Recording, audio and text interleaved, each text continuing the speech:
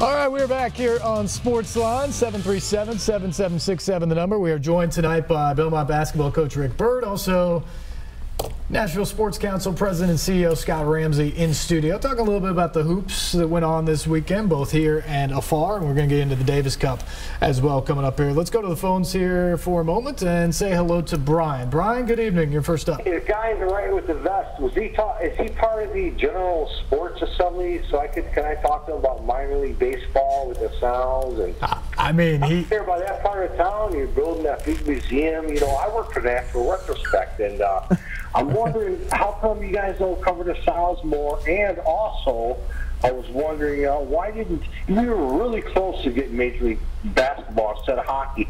Why didn't we ever get a real Major League Baseball team? I know Nick's going to say, "Hey, listen, man," you know. I mean, Dave's going to say, "Hey, listen, we're too small of a market," but I don't know, man. I think baseball, I don't know, maybe it's not that big at this park, but it's really big like in Georgia. It's bigger in Georgia than Tennessee. Why is that? All right, Brian, thanks for the call. I don't know what you want to tackle there. I think part of his complaint was that we don't cover the Sounds too much. The Sounds, so Steve. That may be on us. But where does this is a great debate in the city. Where does baseball, the possibility of maybe a major league team at some point stand? I would take that answer back to the late 90s when both NFL, NHL arrived. At that time, I think when you look at the city's demographic and compare it to the cities that have 3 professional sports at that time, obviously MLS has probably rolled into the 5th major league now, but at that time of the Big 4, there was a massive jump in not only population, expendable income, corporations, population. To jump from 2 professional league teams to 3 was a big jump. Plus, at that time, we had just invested in 2 brand new facilities. Could you invest in a third? And then did you have the corporate and the fan bases to fill 81 home games on a regular season for baseball? Right. So at that time, I think you had to absorb it and grow as a city. And I think MLS now rolling in as our third is a great fit for the demographics that are coming to the city, the size of the stadium. Got a lot of confidence in John Ingram. And I certainly think the Sounds with the new First Tennessee Park are doing great. And, you know, I think right now we've got a great balance. It is a gorgeous park, and I go out there every time I possibly can. So we'll get you your Sounds coverage if you want. Let's go back to the phone. Say hello to Nate. Nate, good evening. Hey, Nate, are you there? He had the same question. Hello, Nate. All right. We will get back to some basketball talk here. Again, phone lines are open, 737-7767. Actually, we do have another call. Let's say hello to Willie. Willie, good evening. Good evening. How are you, gentlemen? Doing great. Very good. Yes, gentlemen, I had this question is directed towards Scott, and it's not necessarily a basketball. It could be a basketball thing. I was curious, as a born and raised Nashvilleian who worked for the Sounds and the Nashville Express at Greer Stadium when I was a kid, in regards, I'd like to know your opinion, please, in regards to the development of a soccer stadium at the old fairgrounds, in regards and contrast comparison to my question is being, for what reason, my secondary question is being, for what reason is Greer Stadium, as it still stands, not being used? And I know for a fact that there's plenty of lawn space to make a soccer stadium there. What are your opinions, please? I thank you all for your time. Well, I think you're getting into an area that was very well debated between obviously the Metro and the mayor's office and certainly John Ingram and the MLS folks. I think part of the expansion bid process through most of last year really vetted that out. What's the best site? What was the best site that the city wanted to invest in? What gave it the best chance for success? And then certainly I think you know, there was some investment and also some vetting through the MLS office, and I think they came to the conclusion that the fairgrounds was the better fit. From our standpoint as a sports council, I think we're excited regardless of where the new stadium is, but it's a chance to go out and recruit some events to a certain size and type of facility that we currently don't have. And that's kind of always been our role of how can we complement the regular seasons to help facilitate some events coming in. We talked about the Davis Cup at Curb, but we talked about the SEC and NCAA at Arena, the bowl game at the stadium, those kind of events, and now we've got a chance chance for a 30,000 seat stadium in the fairgrounds. It'll be brand new and a good opportunity for us. I think a lot of people are excited about that and the addition of soccer. And in terms of the Greer Stadium space and sitting empty, the mayor's office announced last week that plans for a big park there that will go in as well. So that space will no longer be empty moving forward. It just won't be a baseball stadium. Nate did call back, so we'll try and get him on here. Nate, are you there this time? Yes, sir. How's it going? Doing great. Thanks for the call. All right. Look, I watched the tournament this past weekend, man, and I have to say it's probably the most exciting opening weekend that I've ever witnessed. And I can't believe the parity in college basketball now. Me and a guy at work was talking about it today, and it's like, is it more programs? Is it more kids playing?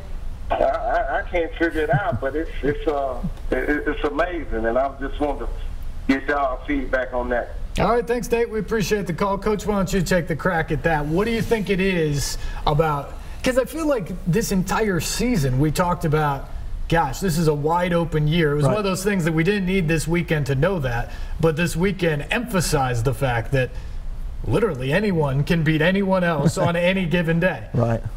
Yeah, I think he hit on a couple of things. There are more players. I mean, when we go out in July and in April and watch these summer events, AAU events so-called, there's tens of thousands of kids playing that have aspirations to be college basketball players. I'm a generation plus removed, but that stuff didn't even go on. There was almost no summer basketball when I grew up in the 60s and 70s. So there are just so many more kids that play the game that it just stands to reason there's more kids to fill up the 250 to 350th team in the NCAA that are better players now than they were back in the day. And I think coaches are better. I think that I know they're better. I mean, I have to face all these young guys all the time and see how really good they are at putting their program together. It's kind of, in some ways, unfortunate, I think, but it's become a 365-day out of the year proposition for a lot of college programs. I like to see college kids be able to be college kids a little more often, but it's the whole thing coming together, and then you throw in that the bigger teams, you've got guys playing for 1 year, so you got freshman-dominated teams going up against Loyola of Chicago, for example, just an example of a team that's got all seniors or fourth-year juniors in that program, and so the mid-major programs that do well usually are teams that have a lot of seniors. Lipscomb's got a junior-dominated team, for example. As you look at the tournament, you brought up Tony Bennett earlier and how good of a job he's done at Virginia. No one can deny that. Obviously, dubious history that Virginia and Tony Bennett suffered on Friday night. As a coach yourself, you know the finicky nature of this one-and-done tournament and that anything can happen. What do you think about I mean, there's almost a referendum on Tony Bennett as a coach now of, does the style translate? Can it truly win in the tournament? He's been a 1 seed 3 times and hasn't gotten there. Or Mick Cronin here, after they lose that lead in the second half yesterday, he's never gotten to the Sweet 16, even though now they were a 2 seed. What do you think about these, I guess, wide-ranging referendums on coaches, either good or bad, based off of one game, one shot, and sometimes? Well, we've never won an NCAA tournament game in 7 tries, and yet we've won 7 out of 9 championship games that we've been in. I tried just as hard in all those games. I really don't think there's anything on the coach's side that points to somebody's a better tournament coach than he is through the season. I mean, I am totally sure that Tony Bennett prepared his team the same way for that first game and the other games that he would have played, just like he did when he was blowing through the ACC the past several years. 3 championships in 5 years, I think, winning it by a bunch of games, and it happened. Is there a style of play issue in general with a team that has fewer possessions, doesn't score the ball as often? Fewer possessions means that the team that's not quite as good has a better chance, generally speaking. I mean, if you play 72 holes of golf, it's a better winner than 36, right? So, so I think there's some argument to be made there. But why doesn't it play out for the last 5 years in the ACC if that's the case? I don't buy that. I think he's unlucky right now. I think he's got a lot of undue criticism about that. You know, as a coach, I have choked as an athlete. I know how that feels. You know, I know how pressure can affect you in different things. I've missed free throws that mattered. I've missed putts that mattered, and I understand that. As a coach, I've never felt like the situation affected what I was going through. So that's all I can tell you about somebody like Tony Bennett. He did the best he could. I felt for him. I had to turn the TV off. And I like Ryan Odom a lot and proud of what he did, but I knew what it was going to come down to. One thing's for sure is Tony Bennett handled that as gracefully as any human could possibly handle a defeat like that. Totally class throughout the whole thing. I want to ask you a couple quick ones before we move into tennis in the next break. What game this week out of all of them captivated you the most? Oh. Or you can give me a couple, but... Well, I mean, hands down, the Maryland-Baltimore County thing was just crazy. But gosh, there's so many other ones. And I didn't see all of the games yesterday, the Nashville games, and I couldn't believe I'm watching the score, you know, of the Nevada game. Yeah. Couldn't believe what happened there. I thought the Michigan game, the shot that was made there, against Houston, yeah, that was unbelievable. And what was the game last night where? Oh shoot, I get them confused. There's so many of them. So many good ones. Where the team came running out on the floor with still 2 seconds on the clock. That was the Nevada game, or no, it was the Florida State game. It was the Florida State Xavier game. They throw the long pass. It's a 5-point lead. It gets intercepted. Right. They start dribbling it down. They had like 9 guys on the floor. There were. and that brought that. We had this discussion. I think there were 12. I was there. That brings up the whole discussion. By the rule book, the official is supposed to call a technical foul. Do you call it then?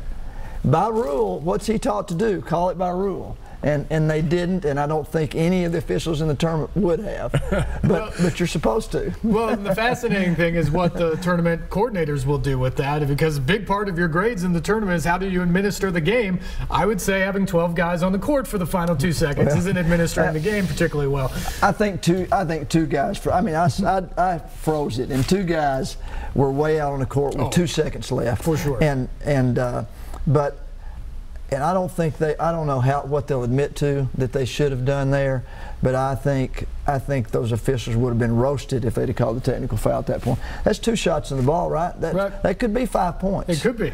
Although in this tournament, that is literally the only thing we did not see this weekend. So I would have liked to have seen it in that particular instance.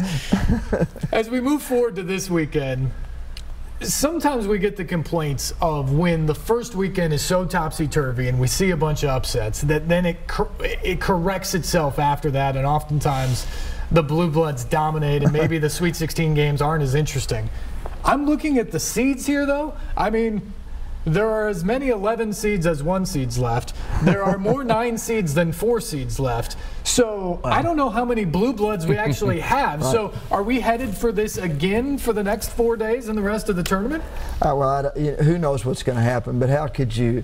I mean, 16 teams left. This weekend coming up is a fantastic weekend. You get to see more of all the games. They're teams that have won 2 or 3 in the case of Syracuse, for example, to get there. In many ways, even though the spectacular stuff might happen the first weekend, this is a real basketball lovers weekend coming up. All right, I want to sneak in a couple calls here. Let's go to Judy. Judy, thanks for the call. You're next up here on SportsLine. I just wanted to thank you all so much for the great sports that I've been watching. I'm retired. I'm an older woman. I never played. I was a cheerleader, but my kids all played, my grandkids, and it has been a wonderful experience watching all of this on my big TV. And I just wanted to thank whoever schedule it and everything. It was just wonderful. Scott And Ramsey. I had one remark about the guys not expecting any interest in baseball like there used to be. Well, think about all the sports that are in schools now, and the basketball and the football and all the things that the children are coming up on. Baseball was much more of a 30s and 40s and 50s game, and it's still wonderful, but it would have to be brought back to the children.